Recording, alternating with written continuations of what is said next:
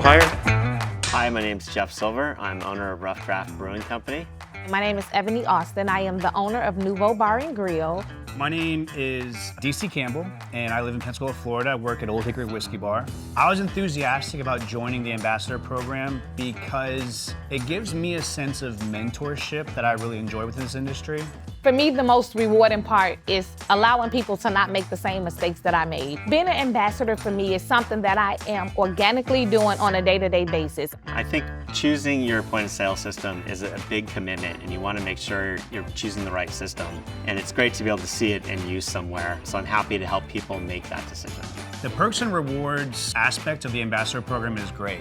I love the fact that I'll be able to get a bonus for referring them. And with that bonus, I'm going to pour back into the community. If you're considering joining the Ambassador program, A, I think you should do it. But B, if you like being a part of a community that supports each other, it's a no-brainer.